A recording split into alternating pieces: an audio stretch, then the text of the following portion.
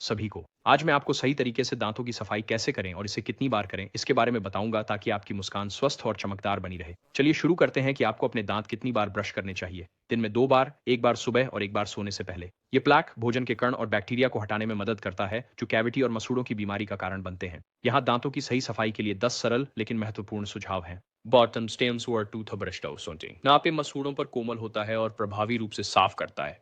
2, कम से कम 2 मिनट तक ब्रश करें। ज्यादातर लोग पर्याप्त समय तक ब्रश नहीं करते। एक टाइमर या गाना उपयोग करें। 3, छोटे गोलाकार आंदोलनों में ब्रश करें। यह तकनीक आगे पीछे रगड़ने की तुलना में प्लैक को बेहतर हटाती है। 4, अपने मसूड़ों की रेखा को न भूलें, वहां भी प्लैक जमा होती है। 5, अपनी जीभ और गालों को ब्रश करें। यह बैक्टीरिया को हटाने में मदद करता है और आपकी सांसों को ताजा करता है। 6, फ्लोराइड टूथपेस्ट का उपयोग करें।